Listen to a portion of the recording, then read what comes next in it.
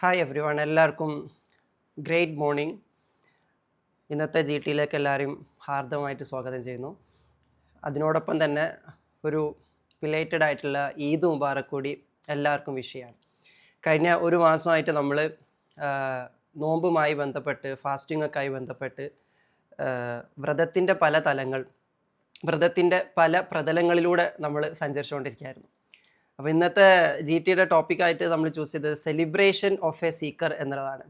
അപ്പം നമ്മളെ G T എന്ന് പറഞ്ഞാൽ തന്നെ ഒരു സീക്കിംഗ് ജേണിയാണ്, അന്വേഷണത്തിലാണ്. നമ്മളെ ടീമുമായി ബന്ധപ്പെട്ട് ടീമിലേക്ക് ചേർന്ന് അല്ലെങ്കിൽ ടീമിനോട് ചേർന്ന് നിൽക്കുന്ന എല്ലാവർക്കും അറിയാം, നമ്മളെല്ലാവരും ഓരോ സെഷനുകളും ഇവിടെ അറ്റൻഡ് ചെയ്തുകൊണ്ടിരിക്കുമ്പം നമ്മൾ വീണ്ടും വീണ്ടും നമ്മളെ തന്നെ അന്വേഷിച്ചുകൊണ്ടിരിക്കുന്ന, സത്യം അന്വേഷിച്ചുകൊണ്ടിരിക്കുന്ന ഒരു പാതയിലൂടെ, ഒരു വഴിയിലൂടെ നമ്മളിങ്ങനെ പോയിക്കൊണ്ടിരിക്കുന്നത്. ഇതെന്ന് അവസാനിക്കും എന്ന് ചോദിച്ചു കഴിഞ്ഞാൽ ശരിക്കും പറഞ്ഞാൽ അവസാനിക്കാത്തതാണ്. കാരണം സത്യം എന്നും നിലനിൽക്കുന്നതായതുകൊണ്ട് തന്നെ, സത്യം നശിക്കാത്തതായതുകൊണ്ട് തന്നെ സത്യം തീരുക അല്ലെങ്കിൽ സത്യത്തിൻ്റെ അന്വേഷണം അവസാനിക്കുക എന്നൊന്നില്ല എന്നുള്ളതാണ്. അത് അവസാനിക്കണമെങ്കിൽ, അന്വേഷണം അവസാനിക്കണമെങ്കിൽ സത്യം സത്യമായി മാത്രം നിലനിൽക്കുന്ന കാലത്തിലേക്ക് നമ്മൾ പോകണം. അത് കാലങ്ങളില്ലാത്ത കാലമാണ്. അപ്പോൾ കാലം അവസാനിക്കുമ്പോൾ മാത്രമേ സത്യത്തിലേക്കുള്ള അന്വേഷണം അവസാനിക്കുന്നുള്ളൂ എന്നതാണ് യാഥാർത്ഥ്യം. സത്യമായവനാണ് ദൈവം, സത്യമാണ് തമ്പുരാൻ.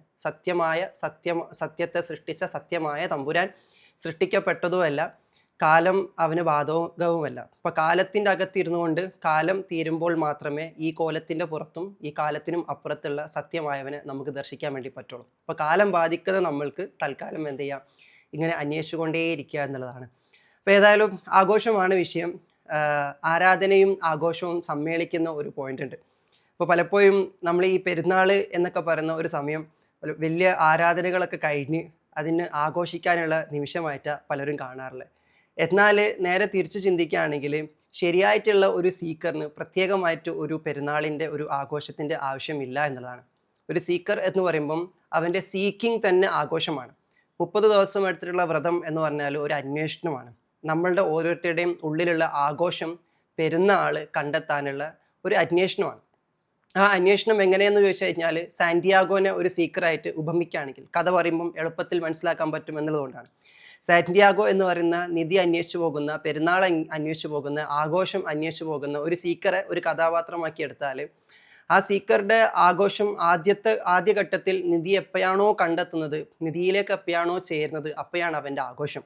അപ്പോൾ 30 ദിവസം അച്ചടക്കത്തോട് കൂടിയിട്ട് പല കാലാവസ്ഥകളിലൂടെയും കടന്നു പോയിട്ട് ഫോർഗീനസിൻ്റെ കാലാവസ്ഥ, ബറക്കയുടെ റഹ്മത്തിൻ്റെ അബണ്ടൻസിൻ്റെ കാലാവസ്ഥ, ഇങ്ങനെ വ്യത്യസ്തമായിട്ടുള്ള ടെറൈനിലൂടെ യാത്ര ചെയ്ത് സാന്റിയാഗോയെ പോലെ തന്നെ മരുഭൂമിയിലൂടെയും അറേബ്യൻ മണ്ണിലൂടെയും ചില്ലുപാത്ര കടക്കാരൻ്റെയും കൊള്ളക്കാരുടെയും സങ്കേതത്തിലൂടെ ഒക്കെ കടന്നുപോയി അവസാനം അവൻ്റെ നിധി കണ്ടെത്തുന്ന ഒരു ഘട്ടമുണ്ട്.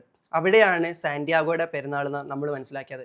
പക്ഷെ സാന്റിയാഗോ അവൻ്റെ നീതി കണ്ടെത്തുന്ന ഘട്ടത്തിലേക്ക് എത്തുമ്പോൾ തന്നെ അതിനു മുന്നേ തന്നെ അത് ആഘോഷിക്കാനുള്ള, അതിലേക്കുള്ള അന്വേഷണത്തിൻ്റെ ഓരോ വഴിയും ആഘോഷിക്കാനുള്ള ഒരു രീതിയിലേക്ക് അവരെത്തിയിട്ടുണ്ടായിരുന്നു. അപ്പോൾ ഒരു സീക്കർക്ക് പെരുന്നാളും ആഘോഷം എന്താ എന്ന് ചോദിച്ചാൽ സിംപ്ലി നമുക്ക് ഇങ്ങനെ പറയാം, അന്വേഷണ വഴിയിൽ ഇറങ്ങിത്തിരിക്കുമ്പോൾ ആ അന്വേഷണ വഴിയിലെ ഓരോ അനുഭവങ്ങളും, ഓരോ ചുവടുകളും, ഓരോ അനുഭവങ്ങൾ എന്ന് പറഞ്ഞാൽ അത് നല്ലതാവാം, ദുരനുഭവമാകാം, നല്ല അനുഭവമാട്ടെ ദുരനുഭവമാട്ടെ, അതിനെ എല്ലാത്തിനെയും തന്നെ ആസ്വദിക്കാൻ പറ്റുന്ന ഒരവസ്ഥയിലെത്തുമ്പോൾ അവൻ പെരുന്നാളിലാണ്. നമ്മളുടെ ഒരു ക്ലീഷേ ആയിട്ടുള്ള നമ്മളെല്ലാവരും പറഞ്ഞുകൊണ്ടിരിക്കുന്നത് everything happens four A blessed reason എന്ന് പറഞ്ഞൊരു തലത്തിലെത്തുമ്പോൾ എല്ലാവരും പെരുന്നാളിൻ്റെ ആഘോഷത്തിൻ്റെ മർമ്മം അറിഞ്ഞിരിക്കുന്നു, സെലിബ്രേഷൻ്റെ സീക്രട്ട് അറിഞ്ഞിരിക്കുന്നു എന്നുള്ള. അപ്പം നമ്മൾ ഒരു സീക്കറായിട്ടിരിക്കുന്ന ഘട്ടത്തിൽ നമ്മുടെ ഓരോ മൊമെൻറ്റും സെലിബ്രേഷന് വേണ്ടിയിട്ടുള്ള കാലിബ്രേഷൻ ആവണമെന്നാണ് ഞാൻ പലപ്പോഴും പറയാറുള്ളത്. ഈ നിമിഷത്തിൽ നിങ്ങൾക്ക് പെരുന്നാളാക്കാൻ പറ്റുമോ? ഈ നിമിഷത്തിൽ നിങ്ങൾക്ക് സന്തോഷിക്കാൻ പറ്റുമോ?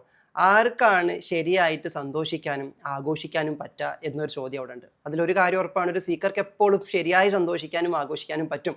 അവന് പ്രത്യേകമായിട്ടൊരു സമയം വരേണ്ടതായിട്ടില്ല എന്നത് യാഥാർത്ഥ്യമാണ്.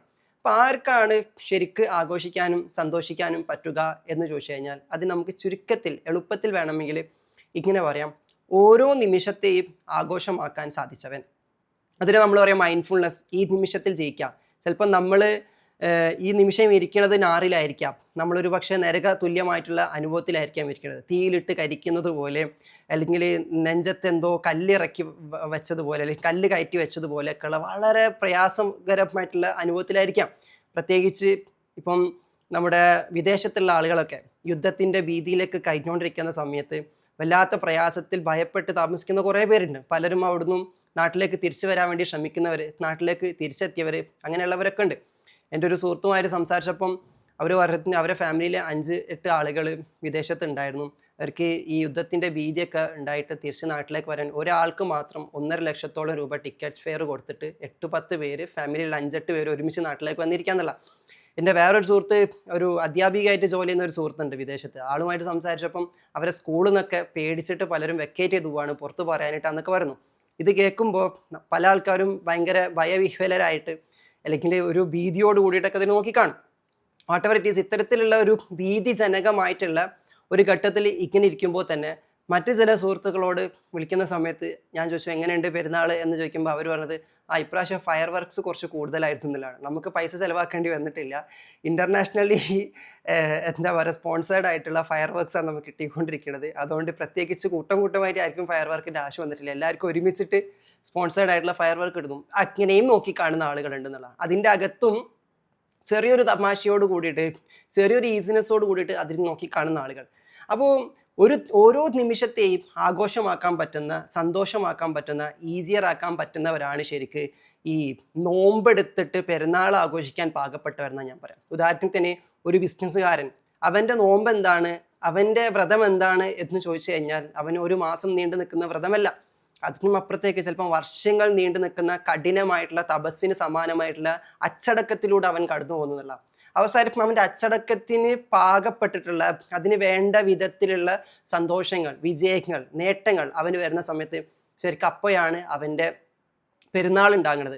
അങ്ങനത്തെ ഒരു അനുഭവം അവന് കിട്ടിക്കഴിഞ്ഞാൽ അവനിതൊരു രഹസ്യം അറിയും, എന്താണ് അച്ചടക്കം കൊണ്ട് നമുക്ക് കിട്ടാനിരിക്കുന്നത്. ഇപ്പം ചിലർ പറയാറുണ്ട് ആദ്യ പ്ലഷർ അങ്ങനെയാണെങ്കിൽ മിക്കവാറും നിങ്ങൾക്ക് പിന്നീട് പെയിൻ അനുഭവിക്കേണ്ടി വരും.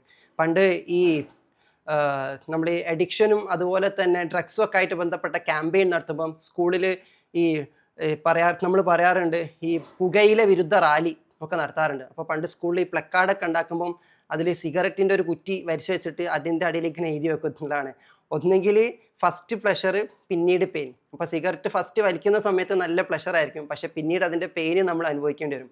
എന്നാൽ ഇങ്ങനെ വലിച്ച് ആസ്വദിക്കുന്നവരെ കാണുന്ന സമയത്ത് നമുക്ക് ചിലപ്പോൾ അതൊന്ന് വിട്ടു നിൽക്കുമ്പോൾ ആദ്യം ഒരു പെയിൻ ഉണ്ടായിരിക്കും, പക്ഷെ അതുകൊണ്ട് ലൈഫ് ലോങ്ങിലേക്ക് നമുക്ക് പ്ലഷറും കിട്ടുന്നുള്ളതാണ്. അപ്പം ഒരു വിജയിക്കുന്നവൻ്റെ അല്ലെങ്കിൽ ഒരു സീക്കറിൻ്റെ ആഘോഷം അല്ലെങ്കിൽ സന്തോഷം എന്താ ചോദിച്ചു കഴിഞ്ഞാൽ അവൻ ആദ്യം വ്രതം എടുക്കുന്നവനാ, അവൻ ആദ്യം ഡിസിപ്ലിൻ ശീലിക്കുന്നവനാ, അവൻ അച്ചടക്കം ശീലിക്കുന്നവനാ, ആദ്യം അവൻ പെയിനിനെയാണ് പുണരുന്നത് എന്നാണ്. അതുകൊണ്ട് തന്നെയാണ് മിസ്റ്റിക്സ് ആയിട്ടുള്ള ആളുകളൊക്കെ തന്നെ ആദ്യം പെയിനിനെ പുണർന്നത്. ജലാലുദ്ദീൻ റൂമി പറയുന്നുണ്ട്, ഞാൻ ഹാർമണി, ആഘോഷം, പെരുന്നാൾ, പ്ലഷർ അന്വേഷിച്ച് നോക്കിയപ്പം എനിക്ക് നേരെ ഓപ്പോസിറ്റാണ് കിട്ടുന്നത്. കാരണം ആദ്യം പ്ലഷർ പുലിയ സമയത്ത് പിന്നീട് വരുന്നതൊക്കെ പെയിനാണ്.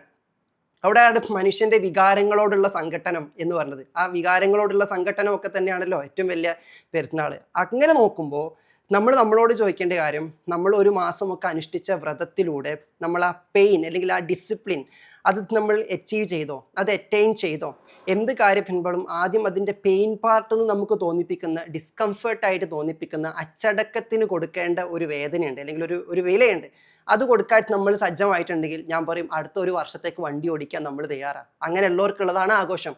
അല്ലാത്തവരെ സംബന്ധിച്ചിടത്തോളം എങ്ങനെയെങ്കിലും ഇത് കഴിഞ്ഞിട്ട് ആഘോഷത്തിലേക്ക് അങ്ങ് പോകണം, പുതിയ വസ്ത്രമൊക്കെ ധരിച്ച് ഒരു ട്രിപ്പൊക്കെ പോയി വൈബാക്കി ഫുള്ള് രസമായി കുറച്ച് സ്റ്റാറ്റസൊക്കെ ഇട്ട് ഇനിയിപ്പോൾ ഭക്ഷണമൊക്കെ നേരാവണ്ണം കഴിക്കാമല്ലോ എന്ന രീതിയിലേക്ക് കാത്തിരിക്കുകയായിരുന്നെങ്കിൽ സ്വാഭാവികമായിട്ടും അവരിപ്പോഴും ആഘോഷത്തിൻ്റെ തടങ്കലിലാണ് ഞാൻ പറഞ്ഞുകൊണ്ടിരിക്കുക. അവർ ശരിക്കും പറഞ്ഞാൽ പ്ലഷറിൻ്റെ തടങ്കലിലാണ്. ഒരു പക്ഷേ പെയിനിൻ്റെ പ്ലഷർ അറിയാത്ത ഒരാൾക്ക് ഒരിക്കലും നേരാവണ്ണം പ്ലഷർ ശരിക്കും എക്സ്പീരിയൻസ് ചെയ്യാൻ പറ്റില്ല എന്നതാണ് യാഥാർത്ഥ്യം.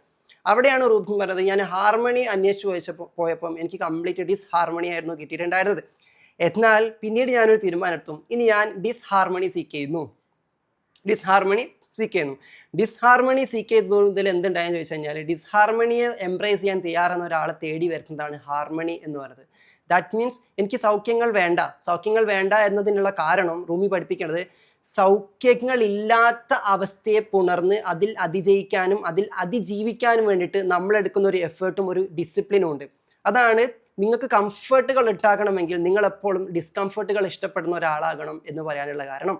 അപ്പോൾ ഈ രൂപയുടെ ഒരു സീക്കറുടെ ആഘോഷം, സെലിബ്രേഷൻ എന്താ ചോദിച്ചു കഴിഞ്ഞാൽ ഓരോ മൊമെൻറ്റുകളും സെലിബ്രേഷന് വേണ്ടിയിട്ടുള്ള കാലിബ്രേഷൻ ആയിരിക്കും. കാലിബ്രേഷൻ എന്ന് പറഞ്ഞാൽ ഇതിനു മുന്നേ ഞാൻ അതിനെപ്പറ്റി ഒരുപാട് സംസാരിച്ചിട്ടുണ്ട്. അപ്പോൾ നമ്മളിപ്പോൾ കാലിബ്രേറ്റ് ചെയ്തുകൊണ്ടിരിക്കുന്നത് ഈ മൊമെൻറ്റിൽ നിങ്ങൾക്ക് ആഘോഷിക്കാൻ വേണ്ടിയിട്ട്, സന്തോഷത്തിലാകാൻ വേണ്ടി നിങ്ങളിപ്പോൾ എന്ത് ഡിസ്ഹാർമണി അല്ലെങ്കിൽ എന്ത് ചലഞ്ച് അല്ലെങ്കിൽ എന്ത് സാക്രിഫൈസ് അല്ലെങ്കിൽ എന്ത് പെയിൻ എംബ്രേസ് ചെയ്യാൻ നിങ്ങൾ റെഡിയാണ്.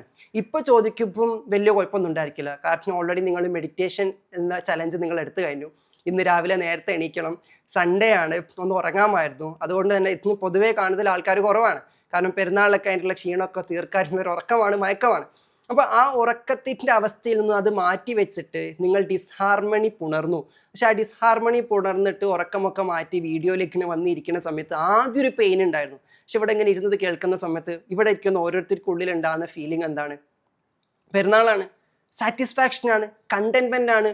ഒരു മനുഷ്യന് കിട്ടുന്ന ഏറ്റവും വലിയ സാധനമാണ്, ഫീലിംഗ് ആണത് സാറ്റിസ്ഫാക്ഷൻ എന്ന് പറഞ്ഞാൽ.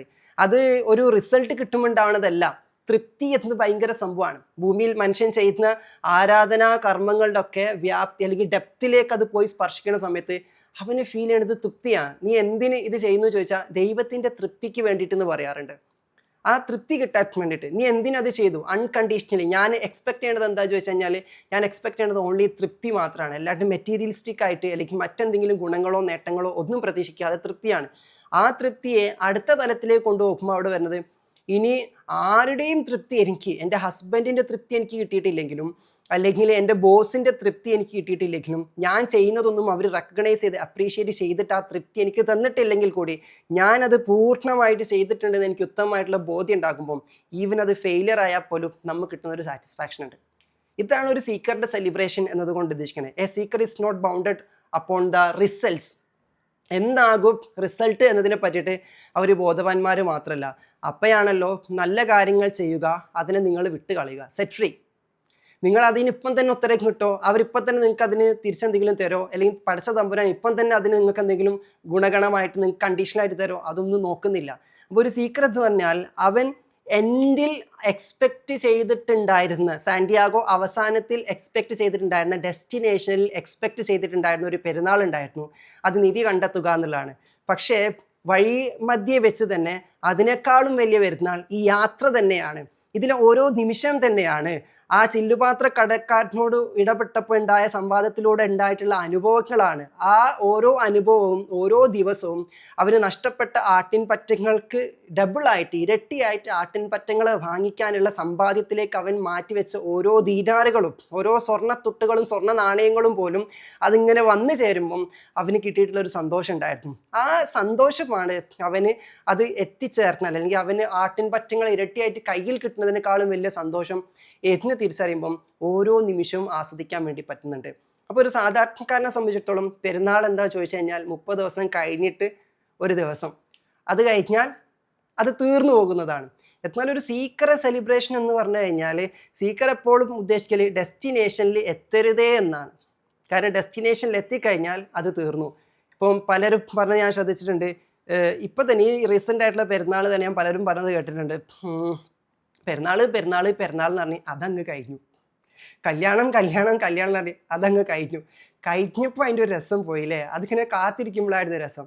ഞാൻ എല്ലാവരോടും ചോദിക്കാറുണ്ട്, പെരുന്നാളാണോ ആഘോഷം, പെരുന്നാൾ രാവാണോ? കാരണം എത്താൻ പോകുന്നു എന്ന് പറയുമ്പോൾ ഒരു ഒരുക്കുണ്ട്, അതാണ് വൈബ്. പെരുന്നാൾ എന്താ നമുക്ക് പൊതുവെ അറിയാം. പെരുന്നാൾ എന്ന് പറഞ്ഞാൽ ജനറലി സംഭവിക്കാറുള്ളത് വിദേശത്തുള്ളവരാണെങ്കിൽ അവർക്ക് ഉറങ്ങുന്ന ദിവസമാണ്. ഞാൻ പലരും നിങ്ങൾക്ക് വൈബായിരിക്കില്ല, അപ്പോൾ അടിപൊളി, അവർക്ക് ഭയങ്കര രസം പറയുമ്പോൾ. പക്ഷെ ചോദിച്ചാൽ എന്താ, അത് കിടന്നുറങ്ങുന്ന ദിവസമാണ്. അപ്പോൾ അതിൻ്റെ രസം എവിടുന്നാന്ന് ചോദിച്ചാൽ അതിൻ്റെ തലേ ദിവസം ഉണ്ടായിട്ടുള്ള ഒരുക്കമായിരുന്നു, ആഘോഷ രാവ്. അതാണ് അതിൻ്റെ രസം. പെരുന്നാൾ രാവ്, കല്യാണ രാവ് എന്ന് പറയുന്ന ഈ സമയത്താണ് അതിൻ്റെ ഏറ്റവും വലിയ രസം ഉണ്ടാവുക. കുടുംബത്തിലൊരു കല്യാണം നടക്കുമ്പോൾ ആ കല്യാണം നടക്കുന്ന അന്നത്തെ ദിവസം എന്ന് പറഞ്ഞാൽ ആകെ അടിയന്തര കമ്മിറ്റി ആയിരിക്കും.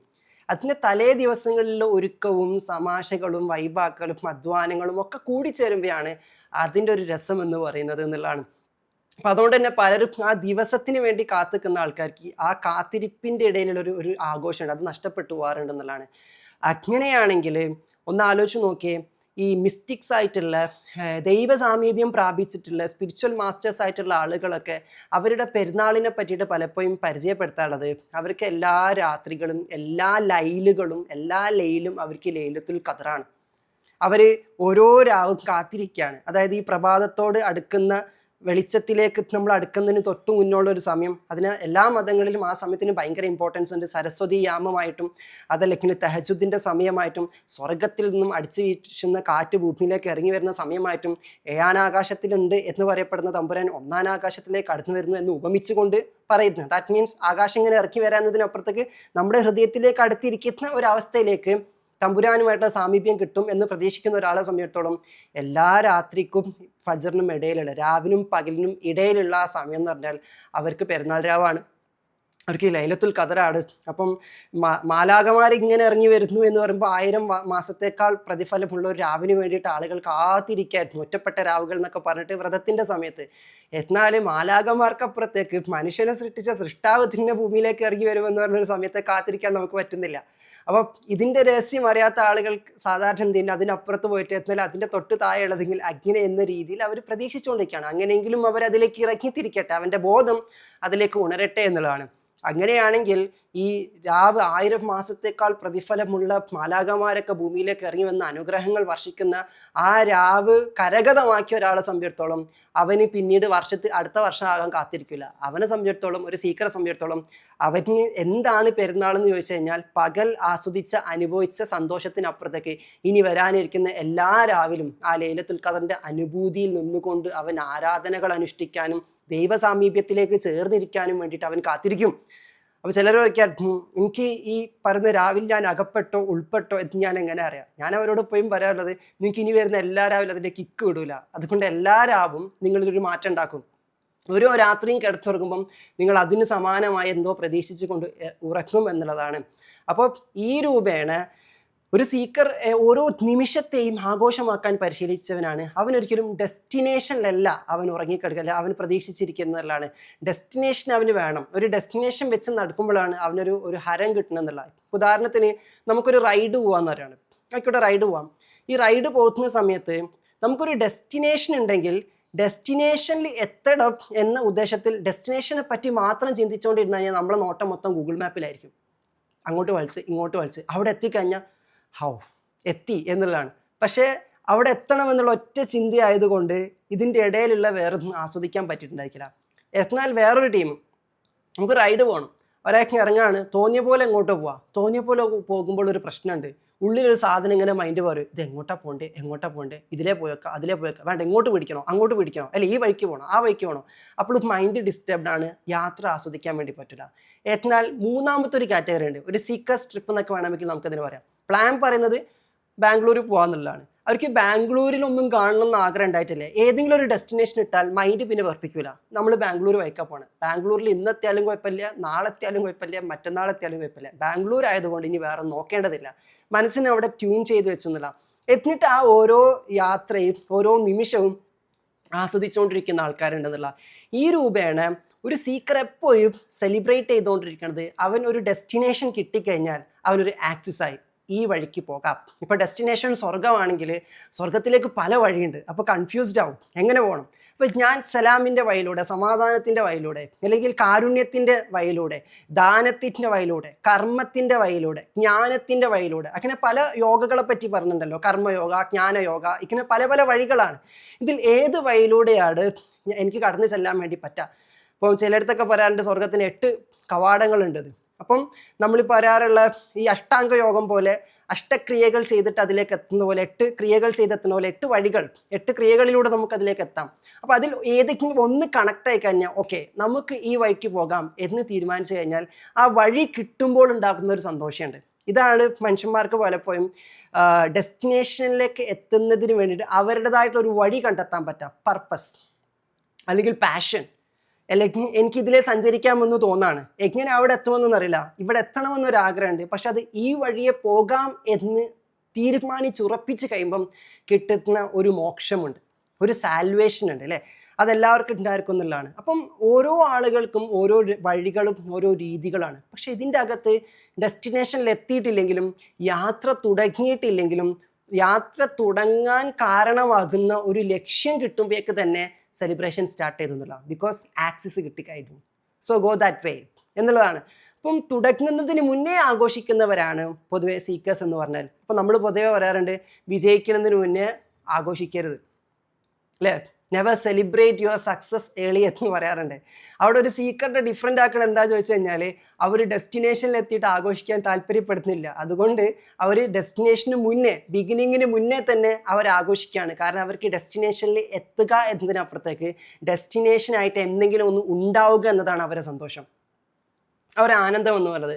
അഗ്നിയാകുമ്പോൾ അത് ലക്ഷ്യമാക്കിക്കൊണ്ട് അവർക്ക് എന്ത് ചെയ്യാം, കടന്നു പോകാം എന്നുള്ള. ഇപ്പോൾ ഉദാഹരണത്തിന് ഒരു സീക്കർ എന്ന് പറഞ്ഞാൽ ദൈവത്തെ അന്വേഷിക്കുന്നവനാണ്, സത്യത്തെ അന്വേഷിക്കുന്നത്, ആത്മാന്വേഷി എന്നൊക്കെ പറയാറുള്ളത്. അപ്പോൾ ദൈവത്തെ അന്വേഷിക്കുക എന്ന് പറഞ്ഞാൽ ഡെസ്റ്റിനേഷൻ ദൈവമാണെങ്കിൽ കൂടി അവർ ആ ഡെസ്റ്റിനേഷൻ വെക്കുമ്പോൾ തന്നെ അവർക്ക് അതിനായിട്ടൊരു വഴി വേണം. അപ്പോൾ ദൈവത്തിന് ഒരുപാട് നാമങ്ങളാണ്, പഠിച്ചവനിക്ക് കുറേ പേരുകളാണ്. അപ്പം 99 നാമങ്ങളുണ്ടെങ്കിൽ 99 വഴികൾ, 99 ശൈലികൾ കിടക്കാണ് ദൈവത്തിലേക്ക് എത്താനുള്ളത്. അപ്പോൾ അതിൽ എനിക്ക് റെസണേറ്റ് ചെയ്യണ ഏതെങ്കിലും ഒന്ന്. ഇപ്പോൾ ഒരാളെ സംബന്ധിച്ചിടത്തോളം അവന് മറ്റുള്ളവർക്ക് കൊടുത്തുകൊണ്ട് ഷെയർ ചെയ്യുമ്പോഴാണ് ഒരു സന്തോഷം, ആനന്ദം കിട്ടുന്നത്. അപ്പോൾ ആ ഷെയർ ചെയ്യാൻ അവൻ താല്പര്യപ്പെടുന്ന അവൻ്റെ ഹാർട്ടിൽ കിടക്കുന്ന ആ ഒരു പാഷനെ ആളുകളിലേക്ക് എത്തിച്ചു കൊടുക്കുമ്പോൾ ആ ആളുകളിലേക്ക് എത്തിക്കുന്നതിലൂടെ ദൈവസാമീപ്യം കിട്ടും എന്നവൻ തിരിച്ചറിയുമ്പോൾ ഇതാണ് എൻ്റെ വഴി എന്നവനൊരു സാറ്റിസ്ഫാക്ഷൻ കിട്ടുന്നത്. അത് കിട്ടുമ്പോൾ തന്നെ അവൻ ആഘോഷം. കാരണം എന്താ, അവൻ്റെ പാഷനിലൂടെ ദൈവത്തിലേക്ക് എത്തുന്ന പാഷൻ എന്താണോ, അവനെ ദൈവത്തിലേക്ക് എത്തിക്കുന്ന പാഷൻ എന്താണോ, ആ പാഷൻ അവനിൽ നിന്നും കണ്ടെത്തിയിരിക്കുന്നു, അവൻ്റെ വഴി അവൻ കണ്ടെത്തിയിരിക്കുന്നു. ആ നിമിഷത്തിൽ അല്ലാണ്ട് പിന്നെ എപ്പോഴാണ് അവൻ സെലിബ്രേറ്റ് ചെയ്യേണ്ടത്? അവിടെ സെലിബ്രേഷൻ സ്റ്റാർട്ട് ചെയ്തിരിക്കുകയാണ്. അതാണ് കാലിബ്രേറ്റഡ് സെലിബ്രേഷൻ. അല്ലെങ്കിൽ he will keep on calibrating towards the celebration, അല്ലെങ്കിൽ within the celebration, upon the celebration, however it is. അതോടെ അങ്ങനെ സംഭവിച്ചുകൊണ്ടിരിക്കുക എന്നുള്ളതാണ്. അപ്പം നിങ്ങളോട് ഞാൻ നേരത്തെ ചോദിച്ചൊരു ചോദ്യം, ഈ നിമിഷത്തിൽ ഇവിടെ വന്നിരിക്കുമ്പോൾ നിങ്ങൾക്ക് സെലിബ്രേഷൻ മൂഡ് കിട്ടുന്നുണ്ടോ എന്ന് നിങ്ങളോട് ചോദിക്കുക. ഈ നിമിഷത്തിൽ നിങ്ങൾക്ക് സെലിബ്രേഷൻ ഫീലിംഗ് ഉണ്ടോ? ഇല്ലെങ്കിൽ നിങ്ങൾ ആ സെലിബ്രേഷൻ ഫീലിങ്ങിലേക്ക് എത്തിക്കുന്നതിന് എതിരായിട്ട് എന്തുണ്ടോ ആ വിഷയത്തിലാണ് നിങ്ങൾ വ്രതമെടുക്കേണ്ടത്, ആ വിഷയത്തിലാണ് നിങ്ങൾ ഡിസിപ്ലിൻ എടുക്കേണ്ടത്, ആ വിഷയത്തിലാണ് നിങ്ങൾ ബാറ്റിൽ ചെയ്തുകൊണ്ടിരിക്കേണ്ടത്, ധർമ്മയുദ്ധം നടത്തിക്കൊണ്ടിരിക്കേണ്ടത് എന്നുള്ള. കാരണം ഈ നിമിഷത്തിലും സെലിബ്രേറ്റ് ചെയ്യാൻ പറ്റുന്ന, ഈ നിമിഷത്തിലും വ്യക്തത കണ്ടെത്താൻ പറ്റുന്ന, ഈ നിമിഷത്തിലും സത്യത്തിലേക്കുള്ള ഒരു ചെറിയ ജ്ഞാനമെങ്കിലും കരഗതമാക്കാൻ പറ്റുന്ന എന്തൊക്കെയോ മൊമെൻറ്റുകൾ നമ്മുടെ ചുറ്റിലും നടന്നു പോകുന്നുണ്ട്. നമ്മുടെ ക്രിയേറ്റിവിറ്റി ഓണാകുന്ന സമയത്ത്, നമ്മുടെ മെൻ്റൽ ക്ലാരിറ്റി ഉണ്ടാകുന്ന സമയത്ത് നമ്മൾ അതിലേക്കെത്തും. ആ നിമിഷത്തിൽ ലോകം മൊത്തം നമുക്കെതിരായിട്ട് നടക്കുകയാണെങ്കിൽ കൂടി നമുക്ക് അവിടെ ഒരു മോക്ഷം കിട്ടിയ ഫീലിംഗ് ഉണ്ടായിരിക്കും. അപ്പോഴാണ് ഞാറിൽ നിന്നും നൂറിലേക്ക് എന്ന് പറഞ്ഞതുപോലെ തീയിൽ നിന്നും, അല്ലെങ്കിൽ കത്തിപ്പടരുന്ന തീയിൽ നിന്നും നമ്മൾ വെളിച്ചത്തിലേക്ക് എത്തുന്നതിന് സമാനമായിട്ടുള്ള ഒരു അവസ്ഥ നമ്മൾ പ്രാപിക്കുക എന്നുള്ളതാണ്. ഇങ്ങനെ ഓരോ നിമിഷത്തെയും പെരുന്നാളാക്കി മാറ്റാൻ, ആഘോഷമാക്കി മാറ്റാൻ നമുക്ക് സാധിക്കണം എന്നുള്ളതാണ്. നോക്കിയേ, സാന്റിയാഗോയുടെ യാത്ര ആദ്യമൊക്കെ ദുർഘടകരമായിരുന്നെങ്കിൽ കൂടി സാന്റിയാഗോ പിന്നീട് അതിൻ്റെ രഹസ്യം അറിഞ്ഞപ്പോൾ, ഈ നിമിഷത്തിലാണ് അതിൻ്റെ രഹസ്യം, സ്റ്റിൽനെസ്സിലാണ് അതിൻ്റെ രഹസ്യം. എനിക്ക് ഇനിയിപ്പോൾ ഒരുപാട് കാതങ്ങൾ താണ്ടാനുണ്ട് എന്ന് സങ്കടപ്പെട്ട്, കഷ്ടപ്പെട്ട്, പ്രയാസപ്പെട്ട് ചിന്തിച്ചുകൊണ്ടിരുന്ന സാന്റിയാഗോ ഒരു നിമിഷത്തിൽ തിരിച്ചറിയാണ്, സ്റ്റിൽനെസ് ഞാൻ തൊട്ടപ്പോൾ, ഒന്നും അനങ്ങാത്ത, ഒന്നും ചലിക്കാത്ത, നിശ്ചലമാകുന്ന ഒരു അവസ്ഥയുണ്ട് നമുക്കുള്ളിൽ, ഈ പ്രപഞ്ചത്തിൻ്റെ അകത്ത്. ആ നിശ്ചലമായതെന്തോ, ആ നിശ്ചലമായിട്ടിരിക്കുന്ന, ചലനമറ്റ് കിടക്കുന്ന, അല്ലെങ്കിൽ ചലനമില്ലാത്ത നിശ്ചലമായി കിടക്കുന്ന ഏതോ ഒരു അവബോധം, ആ ബോധമാണ് ഇവിടെയുള്ള കോടാനുകോടി ചരാചരങ്ങളെ ചലിപ്പിക്കുന്നത് എന്നവൻ അറിഞ്ഞപ്പോൾ, എനിക്ക് ഇനിയും ഒരുപാട് മുന്നോട്ട് താണ്ടാനുണ്ട്, എനിക്ക് ഇനിയും ഒരുപാട് മുന്നോട്ട് ചലിക്കാനുണ്ട്, ഞാൻ ക്ഷീണിച്ചു പോയിരിക്കുന്നു, എൻ്റെ കാലുകൾക്ക് അതിനുള്ള ത്രാണിയില്ല, എൻ്റെ മനസ്സിന് അതിനുള്ള ഉന്മേഷമില്ല എന്ന് തിരിച്ചറിഞ്ഞിരിക്കുമ്പോഴാണ് സാന്റിയാഗോ കാണുന്നത്. അത്തരം ഒരു അവബോധത്തിൽ സ്പർശിക്കുമ്പോൾ ഞാൻ പോലും അറിയാണ്ട് ഞാൻ ചലിപ്പിക്കപ്പെടുന്നു. അങ്ങനെയാണല്ലോ സാന്റിയാഗോ കൊടുങ്കാറ്റുണ്ടാക്കാൻ പഠിച്ചത്. ആ നിശ്ചലമായതെന്തോ, ആ സ്റ്റിൽനെസ് ആയതെന്തോ, ആ സ്റ്റിൽനെസ്സിൽ ടച്ച് ചെയ്തപ്പോഴാണ് അവിടെ വലിയൊരു പവർഫുൾ ആയിട്ടുള്ള മൂവ്മെൻ്റ് ഉണ്ടാകുന്നത്. ഈ സീക്രട്ട് സാന്റിയാഗോ അറിഞ്ഞ പോയിന്റ് മുതൽ സാന്റിയാഗോ ഫോളോ ചെയ്ത പ്രിൻസിപ്പിൾ എന്തായിരുന്നു? ഓരോ നിമിഷത്തെയും സെലിബ്രേറ്റ് ചെയ്തുകൊണ്ടിരിക്കുക. ബിക്കോസ് ഞാൻ അറിയാത്ത, ഞാൻ ഇന്നേ വരെ തൊടാത്ത, എന്നാൽ എന്നെ സ്പർശിച്ചുകൊണ്ടിരിക്കുന്ന, എന്നെ അറിഞ്ഞുകൊണ്ടിരിക്കുന്ന ഒരു ശക്തി ഇപ്പോഴും എന്നെ നയിച്ചുകൊണ്ടിരിക്കുന്നു. ആ നയിക്കപ്പെടലിന് വിധേയപ്പെട്ടിട്ട് തന്നെ ഞാൻ ഈ നിമിഷത്തിലുള്ളത് എന്ന് ചിന്തയിലേക്ക് അവൻ ചേരുമ്പോൾ, എന്നെ ഇതുവരെ ആരാണോ ഗൈഡ് ചെയ്തത് അവർ തന്നെ, ആ ശക്തി തന്നെ എന്നെ ഇനിയും മുന്നോട്ട് നയിക്കും എന്നൊരു ബോധത്തിലേക്ക് ചേർന്നപ്പം അത്രയും നേരം കഷ്ടപ്പാടിലായിരുന്ന, അത്രയും നേരം നിരാശയിലായിരുന്ന, അത്രയും നേരം ഒരു വിണ്ട് കീറിയ, അല്ലെങ്കിൽ എന്താ പറയുക, ഉണങ്ങി ചുക്കായി പോയിരിക്കുന്ന, അല്ലെങ്കിൽ വറ്റുവരണ്ട മരുഭൂമിക്ക് സമാനമായിരിക്കുന്ന ഒരു അവസ്ഥയിൽ നിന്നും അവിടെ ഒരു പച്ചപ്പ് കണ്ടെത്താണ്, ഒരു മരുപ്പച്ച കണ്ടെത്താണ്, അല്ലെങ്കിൽ അവിടെ ഒരു പേമാരി പെയ്തിറങ്ങാണ്. ഇതുപോലത്തെ ഒരു അവസ്ഥയിലേക്ക് നമ്മൾ ഷിഫ്റ്റ് ചെയ്യുമ്പോൾ നമ്മൾ പെരുന്നാളിലാണ്. എത്രയോ ആൾക്കാർക്കുണ്ട് ഉള്ളിൽ ഇങ്ങനെ തീക്കനൽ പോലെ പലതും കത്തിക്കൊണ്ടിരിക്കുമ്പോൾ ഏതോ ഒരു വാക്ക് വന്നപ്പം അവിടെ ഒരു പെരുന്നാൾ ഉണ്ടാവാണ്, അവിടെ ഒരു സന്തോഷം ഉണ്ടാവാണ്, അവിടെ ഒരു ആനന്ദം ഉണ്ടാക്കാണ്. എന്താ അവർ കരഗതമാക്കിയത്? അവർ വ്രതമെടുത്തുകൊണ്ട് പൊള്ളുന്ന അവസ്ഥയിൽ നിന്നുകൊണ്ട് അതിനെ തണുപ്പിക്കാനുള്ള, ശീതീകരിക്കാനുള്ള അനുഭവ തലത്തിലേക്ക് അവർ വളർന്നിരിക്കുന്നു എന്നുള്ളതാണ്. അപ്പോൾ ഒരു സീക്കർ എപ്പോഴും ഈ സംഘട്ടനത്തിലാണ്.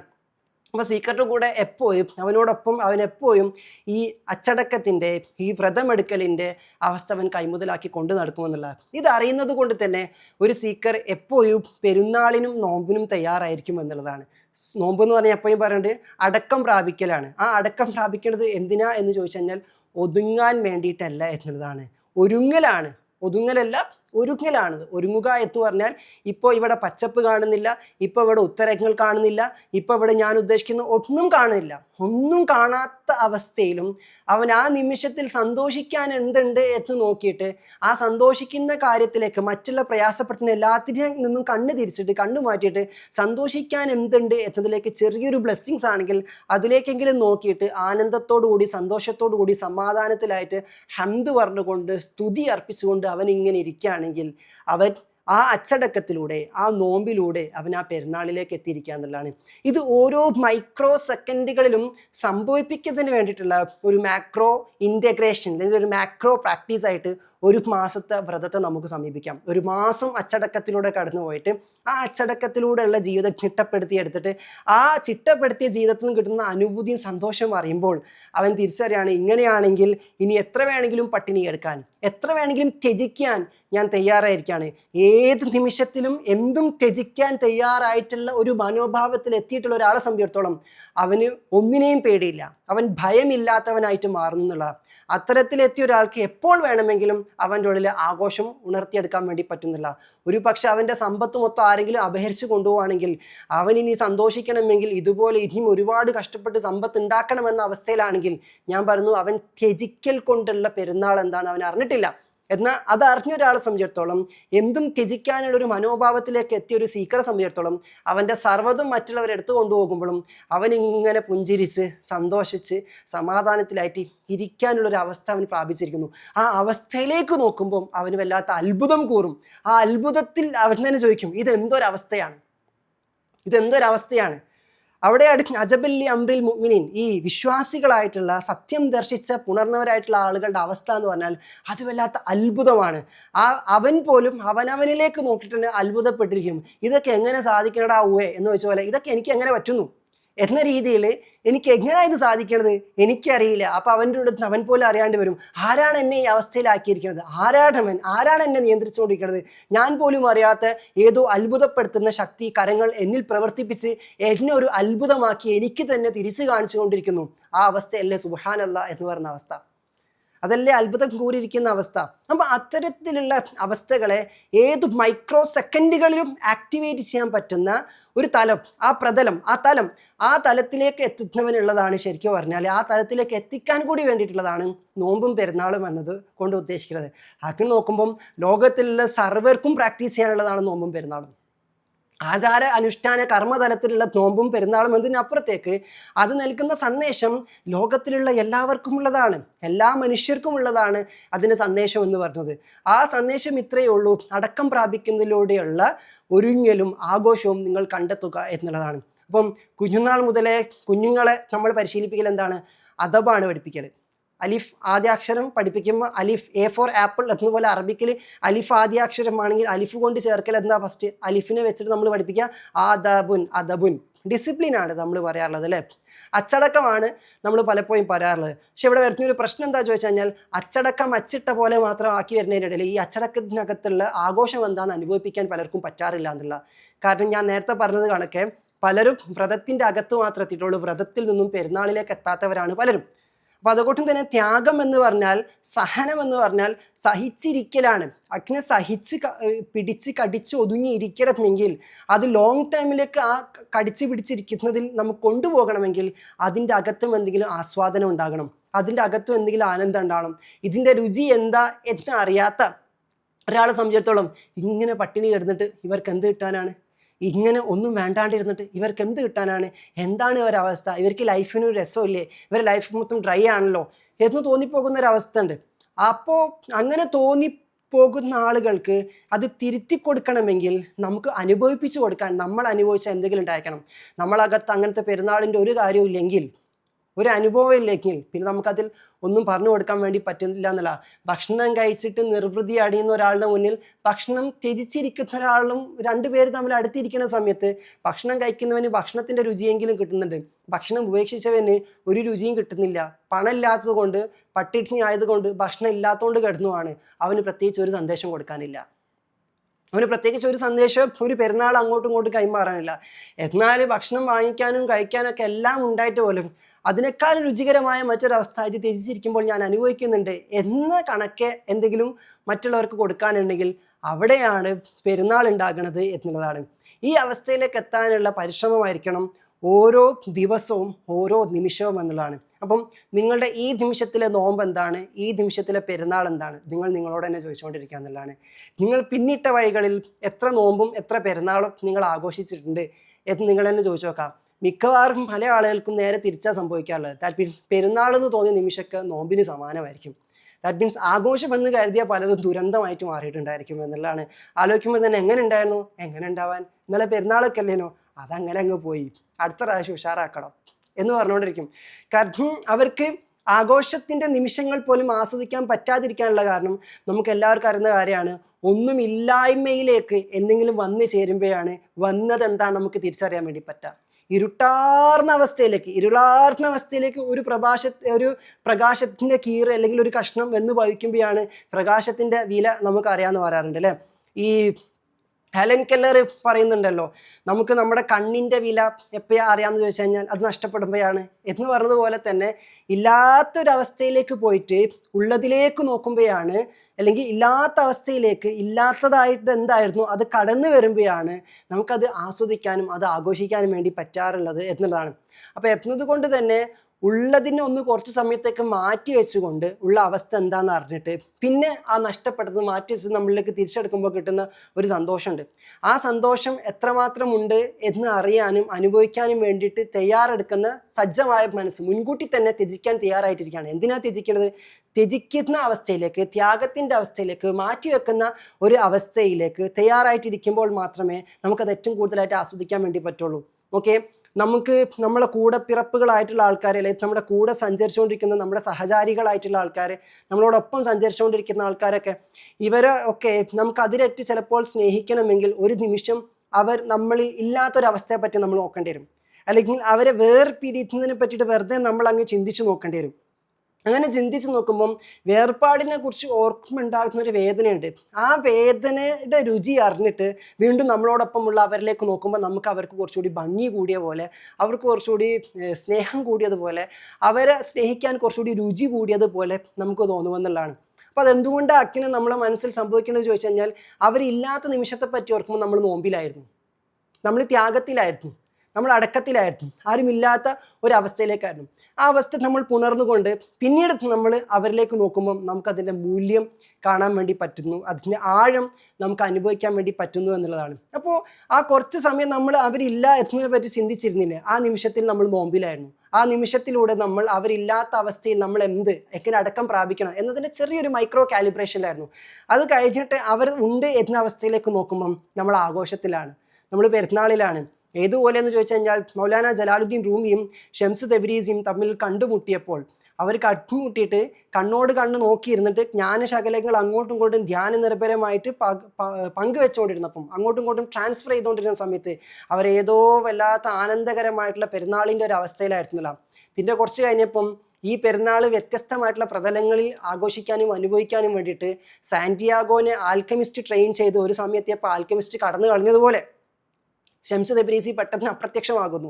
ഇതോടുകൂടിയിട്ട് മൗലാന റൂമിക്കുള്ളിലെ ത്യാഗനിർഭരമായിട്ടുള്ള അല്ലെങ്കിൽ വ്രതസമാനമായിട്ടുള്ള അനുഭവം വന്നു. പിന്നെ ഒന്നിനും രുചിയില്ല, ഭക്ഷണം ഒഴിവാക്കിയതുപോലെ ഒന്നിനും രുചിയില്ല, അത് കാണുന്നതിലും ചിന്തിക്കുന്നതിലും ചെയ്യുന്ന കാര്യങ്ങളൊന്നും രുചി കിട്ടുന്നില്ല, രുചി നഷ്ടപ്പെട്ടതുപോലെ. ദാറ്റ് മീൻസ് അദ്ദേഹത്തിൻ്റെ ഏറ്റവും വലിയ രുചിയായിരുന്ന തൻ്റെ ഗുരുവാകുന്ന തെബ്രീസിയെ കാണാണ്ടായിരിക്കുന്നു എന്നുള്ളതാണ്.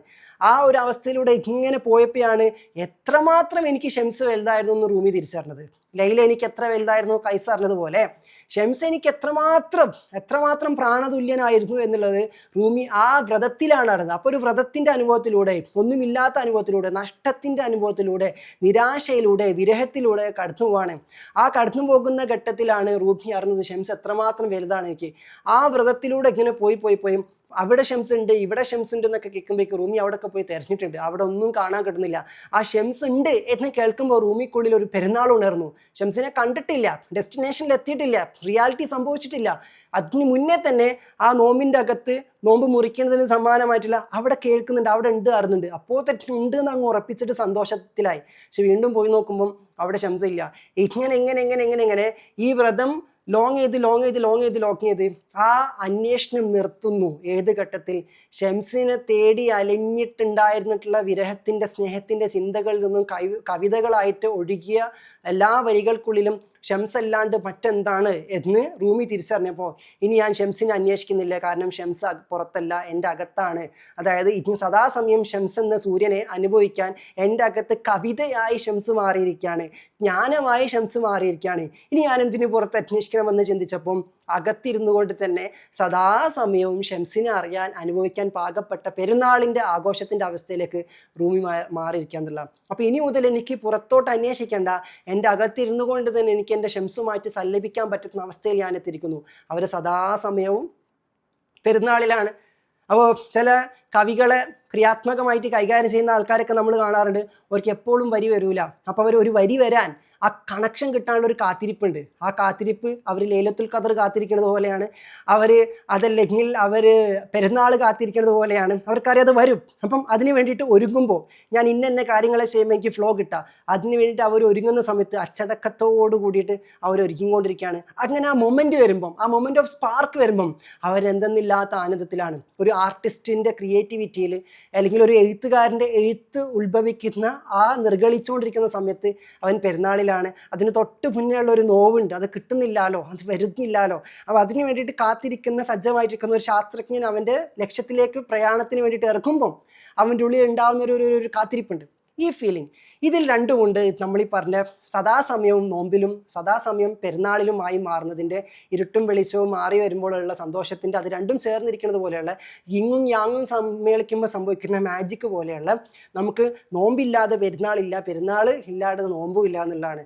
എന്നാൽ നിങ്ങൾ നോമ്പിലാണ്, പെരുന്നാൾ വരുന്നില്ലെങ്കിൽ എന്തോ ഒരു കുഴപ്പമുണ്ട്.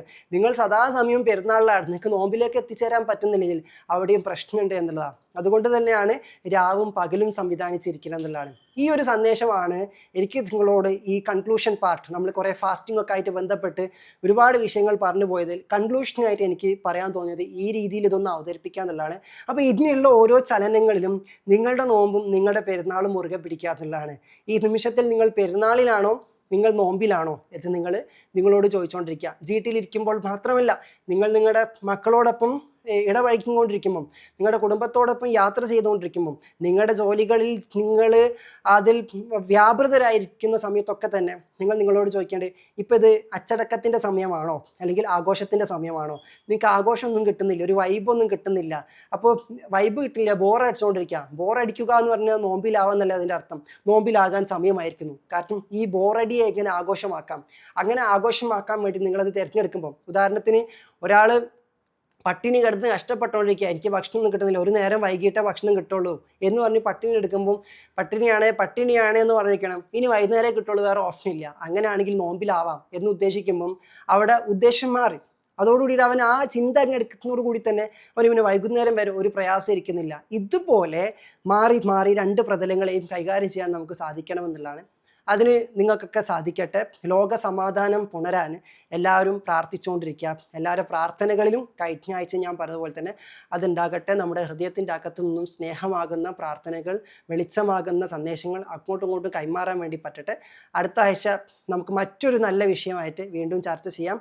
ഓരോ നിമിഷവും നിങ്ങൾ ഓഡിറ്റ് ചെയ്തുകൊണ്ടിരിക്കണം. കാരണം മനുഷ്യൻ്റെ ഓരോ നിമിഷവും ഓരോ ചലനവും ദൈവസന്നിധിയിൽ റിപ്പോർട്ട് ചെയ്തുകൊണ്ടിരിക്കുന്നു എന്നുള്ളതാണ്. അപ്പോൾ ആ രൂപയുടെ നോക്കുമ്പം ഒന്നെങ്കിൽ നോമ്പിൻ്റെ കണക്ക് അല്ലെങ്കിൽ പെരുന്നാളിൻ്റെ കണക്ക് ഇതെന്തെങ്കിലും അവിടെ കൊടുക്കാൻ ഉണ്ടാവണം എന്നുള്ളതാണ്. ദൈവത്തിൻ്റെ മാലാഖമാർ ഇങ്ങനെ ഭൂമിയിലേക്ക് വന്നിട്ട് ഓഡിറ്റ് ചെയ്തിട്ട് ദൈവസന്നിധിയിൽ കൊണ്ടുപോയിട്ട് റിപ്പോർട്ട് കൊടുക്കുന്ന പറഞ്ഞത്. ഈ കൊടുത്തുകൊണ്ടിരിക്കുന്ന സമയത്തൊക്കെ തന്നെ എല്ലാം അവിടെ പെരുന്നാൾ കഴിഞ്ഞില്ലടോ, ഇവനെന്താ എപ്പോഴും പെരുന്നാളിലാണോ ചോദിക്കുമ്പോൾ എന്താ മനസ്സിലായില്ല, ഇവന് സദാസമയം പെരുന്നാളിലാണ് അല്ലെങ്കിൽ ഇവൻ സദാസമയം നോമ്പിലാണ് എന്ന കണക്ക് അവൻ്റെ മനസ്സിനെയാണ് ഓഡിറ്റ് ചെയ്തുകൊണ്ടിരിക്കുന്നത്. ആ മനസ്സിൽ നമുക്കത് പ്രദർശിപ്പിക്കാനും അത് പ്രകടിപ്പിക്കാനും പറ്റിയൊരു സാഹചര്യം ഉണ്ടാക്കാൻ വേണ്ടിയിട്ട് നമ്മൾ പ്രയത്നിച്ചുകൊണ്ടിരിക്കാം. അപ്പോൾ ബിസിനസ്സുകാരനാണെങ്കിലും അവൻ്റെ ഡെസ്റ്റിനേഷൻ എൻഡിൽ കിട്ടുന്ന റിസൾട്ടിനപ്പുറത്തേക്ക് അതിനൊപ്പം അതിലേക്കുള്ള പ്രക്രിയകൾ അവന് ഏറ്റവും വലിയ ഒരു അനുഭൂതിയായിട്ടും അനുഭവമായിട്ടും മാറ്റാൻ വേണ്ടി പറ്റുന്നതാണ്. കുടുംബത്തെ നോക്കി നടത്തുന്ന ആൾക്കാരാണെങ്കിൽ കുടുംബത്തെ നോക്കുന്നതിൽ തന്നെ ഈ രണ്ട് അവസ്ഥകളുണ്ടായിരിക്കും. ചിലപ്പോൾ വല്ലാത്തൊരു അടക്കം പ്രാപിക്കൽ ആവശ്യമായിരിക്കും. ഈ അടക്കം പ്രാപിക്കുക എന്ന് പറഞ്ഞാൽ ഞാൻ കഴിഞ്ഞ സെഷനിലൊക്കെ പറഞ്ഞതുപോലെ തന്നെ എനിക്ക് രണ്ടെണ്ണം പറയാണ്ട്, പക്ഷേ നോമ്പുകാരൻ എന്നോണം ഞാൻ അടങ്ങാണ് എന്ന രീതിയിലാകാതെ നമുക്ക് ചിലപ്പോൾ നമ്മുടെ ഇമോഷൻസ് ബേസ്റ്റ് ചെയ്യേണ്ട ചില ഘട്ടങ്ങൾ വരും. അവിടെ പോലും നമ്മൾക്ക് എങ്ങനെ സ്വമേധയെ അടങ്ങിയിട്ട് അതിൻ്റെ അകത്തു നിന്നും ഒരു പെരുന്നാൾ കണ്ടെത്താൻ പറ്റും എന്ന രൂപേണ ഒന്ന് അടങ്ങിയിട്ട് നമ്മളവിടെ കാംനെസ് ചൂസ് ചെയ്തിട്ട് കുറച്ച് നിമിഷം കഴിഞ്ഞ് നമ്മൾ ആ നിമിഷത്തെ പറ്റി ആലോചിക്കുമ്പം നമുക്ക് തോന്നും ആ കാംനെസ് ഞാൻ ചൂസ് ചെയ്തില്ലേ, ആ മൊമെൻ്റ് ഇല്ലേ, അതായിരുന്നു എൻ്റെ പെരുന്നാൾ നമ്മൾ തിരിച്ചറിയും. അത് ആലോചിച്ചിട്ട് നമുക്ക് കിട്ടുന്ന ഒരു സാറ്റിസ്ഫാക്ഷൻ ഇല്ലേ, അത് വലിയ പെരുന്നാളായിട്ട് മാറും. നേരത്തെ ചെറിയൊരു പെരുന്നാൾ നമ്മൾ ചൂസ് ചെയ്തപ്പോൾ അങ്ങനെ ചെറിയ പെരുന്നാളും വലിയ പെരുന്നാളൊക്കെ നമുക്കുള്ളിൽ തന്നെ സംഭവിച്ചുകൊണ്ടിരിക്കുകയാണ്. കാരണം എല്ലാം നമ്മുടെ അകത്തെ അവസ്ഥകളാണ്. പുറത്ത് സീസണലായിട്ട് പെരുന്നാൾ വന്നതുകൊണ്ടോ നോമ്പ് വന്നതുകൊണ്ടോ കാര്യമില്ല. അകത്ത് ആ സീസണിൻ്റെ എന്ത് ഇഫക്റ്റ് ഉണ്ടായി ആ ഇഫക്റ്റ് ഒക്കെ നമുക്ക് ഇവോക്ക് ചെയ്യാൻ പറ്റുക എന്നുള്ളതാണ് ഏറ്റവും വലിയ കാര്യം. അതിനെല്ലാവർക്കും സാധിക്കട്ടെ. പറ്റുന്നവർക്കൊക്കെ GTയുടെ എല്ലാ വീക്കിലെ സെഷൻസും യൂട്യൂബിൽ വരാറുണ്ട്. പറ്റുന്നവർക്കൊക്കെ ഗുണകരമാകുന്ന ആൾക്കാർക്കൊക്കെ അതിൻ്റെ ലിങ്കൊക്കെ അയച്ചു കൊടുക്കുക. കുറച്ച് സമയത്തേക്ക് ഓർക്കും പെരുന്നാളും അതുപോലെ തന്നെ ഇതൊക്കെ ഒന്ന് കിട്ടുകയാണെങ്കിൽ അവരും സന്തോഷത്തിലാകല്ലോ. അതിന് വലിയ പണിയൊന്നുമില്ല. അപ്പോൾ അങ്ങനെയൊക്കെ ഷെയർ ചെയ്യാൻ വേണ്ടി നോക്കുക. പറ്റുന്നവരൊക്കെ GTയിലേക്ക് ഇൻവൈറ്റ് ചെയ്യാനും വേണ്ടി ശ്രമിക്കാം. ഓരോരുത്തർക്കുമുള്ള റെസ്പോൺസിബിലിറ്റി ആണത്. നമ്മൾ ഈ സക്കാത്തിനെ പറ്റിയിട്ട് പറയാറുണ്ട്, അതോടെ ഒന്ന് കൺക്ലൂഡ് ചെയ്ത് പറയാം. സക്കാത്തിനെ പറ്റി പറയാറുണ്ട്, നമുക്ക് കിട്ടുന്ന സമ്പത്തിൻ്റെ 1% കൊടുക്കാമെന്നുള്ളതാലോ സക്കാത്ത് എന്ന് പറഞ്ഞാൽ. എല്ലാ മതങ്ങളിലും ഉണ്ട് ഒരു ചെറിയ പെർസെൻറ്റേജ് ധർമ്മമായിട്ട് നൽകിയിരിക്കണം. എന്നാൽ മിസ്റ്റിക്സ് ആയിട്ടുള്ള ആളുകൾക്ക് പ്രത്യേകമായിട്ടൊരു സക്കാത്ത് ഉണ്ടായിരുന്നു പറയുന്നത്. സ്പിരിച്വൽ മാസ്റ്റേഴ്സിന് അവരുടെ സക്കാത്ത് എന്ന് പറഞ്ഞാൽ അറിവിൻ്റെ സക്കാത്താണ്, വെളിച്ചത്തിൻ്റെ സക്കാത്താണ്. അവർക്ക് കിട്ടിയ ജ്ഞാനപ്രകാശത്തിൻ്റെ 1% ആളുകളിലേക്ക് കൊടുത്തിട്ടില്ലെങ്കിൽ അവർ ദൈവസന്നിധിയിൽ ബാധ്യസ്ഥനാണ് പോലും. അതുകൊണ്ട് അവർ ആ ജ്ഞാനം മറ്റുള്ളവർക്ക് അതിൻ്റെ ഒരു ഓഹരി എത്തുന്ന ഒരു ഭാഗം വന്നോണം അവർ സക്കാത്തായിട്ട് കൊടുക്കുമായിരുന്നുള്ളതാണ്. ജ്ഞാനത്തിൻ്റെ 1% സക്കാത്ത് കൊടുക്കുന്നതിനപ്പുറത്തേക്ക് ജ്ഞാനശാലികളായിട്ടുള്ള വിഷണശൈലികളായിട്ടുള്ള വലിയ വെളിച്ചത്തിൻ്റെ മാസ്റ്റേഴ്സ് ആയിട്ടുള്ള ആൾക്കാർ അവരുടെ ജ്ഞാനത്തെ മുഴുവനും പ്രകാശത്തെ മുഴുവനും അവർ സക്കാത്തിനപ്പുറത്തേക്ക് സ്വതക്കയായിട്ട് തന്നെ ലോകത്തിന് കൊടുക്കുമായിരുന്നുള്ളൂ. വേറൊരു കാര്യം, അപ്പോൾ നമുക്ക് ഓരോരുത്തർക്കും അത്തരത്തിലൊരു ജ്ഞാനത്തിൻ്റെ വെളിച്ചത്തിൻ്റെ പ്രകാശത്തിൻ്റെ സക്കാത്തിന് കൂടി നമ്മൾ ബാധ്യസ്ഥരാണ്. അത് നമ്മൾ കൊടുത്തിട്ടുണ്ടോ? ഞാൻ എന്നോടും നിങ്ങളോടും ചോദിച്ചുകൊണ്ടിരിക്കണം. എനിക്കൊരു അറിവ് കിട്ടുന്ന സമയത്ത് അതിൻ്റെ സക്കാത്ത് ഞാൻ വീടിയിട്ടിട്ടോ കൊടുത്തിട്ടുണ്ടോ എന്ന് ഞാൻ എന്നോട് ചോദിക്കുന്നുണ്ട്. അതുപോലെ നിങ്ങളും ചോദിക്കണം, നിങ്ങൾക്ക് കിട്ടിയ അറിവും ജ്ഞാനശാഖകളിൽ നിന്നൊക്കെ ഇതിൻ്റെ 1% മറ്റുള്ളവരിലേക്ക് നിങ്ങൾക്ക് കൊടുക്കാൻ പറ്റുന്നുണ്ടോ? പറ്റുന്നില്ലെങ്കിൽ അതിനുവേണ്ടി പരിശ്രമിക്കുക. അതിനൊരു ഭാഗം കൂടിയായിട്ട് ഞാൻ പറഞ്ഞത് മറ്റുള്ളവരിലേക്ക് കൂടി ഇത്തരം നല്ല അറിവിൻ്റെ സന്ദേശങ്ങളൊക്കെ എത്തിക്കാൻ ശ്രമിക്കാം. എല്ലാവർക്കും അതിന് സാധിക്കട്ടെ. Thank you so much. നാളെ നമ്മുടെ ഗൈഡഡ് കോഡ് വർക്ക്ഷോപ്പ് സ്റ്റാർട്ട് ചെയ്യുന്ന ഡേ ആണ്. ഓരോ മാസത്തിലുള്ള വർക്ക്ഷോപ്പ് നിങ്ങൾക്കറിയാം. GC നമ്മുടെ ടീമിലെ ഏറ്റവും മർമ്മപ്രധാനമായിട്ടുള്ളൊരു സെഷനാണ്. എത്ര തന്നെ GTകൾ കേട്ടാലും ഇതിന് ഓർഡറും സ്ട്രക്ചറാക്കി കൊണ്ടുപോകണമെങ്കിൽ ഒരു ചിട്ടയായ പരിശീലനം നമുക്ക് വേണം. ആ പരിശീലനമാണ് നമ്മുടെ ടീമിനെ സംബന്ധിച്ചിടത്തോളം ഗൈഡഡ് കോഡ്. പറയേണ്ട ആവശ്യമില്ല, എല്ലാവർക്കും അറിയുന്നതാണ്. ഒരുപാട് പേരുടെ ബക്കറ്റ് ലിസ്റ്റിലുള്ളതാണ്. അപ്പം നമ്മളൊരു ഇയർ എൻഡ് ഫൈനാൻഷ്യൽ ഇയറൊക്കെ ക്ലോസിങ്ങിലേക്ക് അടുക്കുന്ന ഘട്ടത്തിലായിരിക്കും പല ആൾക്കാരും. അപ്പം അത്തരം ഘട്ടത്തിൽ നമുക്കും നമ്മുടെ ഒരു ഇൻ്റലക്ച്വൽ ഇയർ ക്ലോസിങ് എന്ന രീതിയിലേക്ക് നമുക്ക് അപ്രോച്ച് ചെയ്യുകയാണെങ്കിൽ തീർച്ചയായിട്ടും നമ്മൾ ഇതുവരെയുള്ള കാര്യങ്ങളൊക്കെ ഒന്ന് ട്രാക്ക് ചെയ്ത് ഓഡിറ്റ് ചെയ്തിട്ട് അടുത്തൊരു ഫൈനാൻഷ്യൽ ഇയറിലേക്ക് ആനുവൽ ഇയറിലേക്ക് നമ്മൾ പാകപ്പെടുന്ന പോലെ നമുക്ക് പാകപ്പെടാൻ ഗൈഡഡ് കോഡ് ഹെൽപ്ഫുൾ ആയിരിക്കും.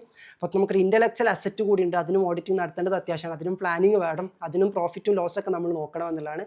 അപ്പോൾ ഇൻ്റലക്ച്വലി നമ്മൾ ഈ വർഷം എത്ര പ്രോഫിറ്റബിൾ ആയെന്ന് കൂടി നമ്മൾ ചിന്തിക്കാം. അപ്പോൾ അതിന് ഗൈഡഡ് കോഡ് നല്ലൊരു ഓപ്ഷനാണ്. അറ്റൻഡ് ചെയ്യാത്തവരുടെ തീർച്ചയായിട്ടും അറ്റൻഡ് ചെയ്യാൻ വേണ്ടി നോക്കാം. നിങ്ങളുടെ പലരുടെ ബക്കറ്റ് ലിസ്റ്റിൽ അതിലുണ്ടാകുമെന്ന് എനിക്കറിയാം. അപ്പോൾ എന്തായാലും all the very best. Thank you so much. അടുത്ത വീക്കിൽ കാണാം.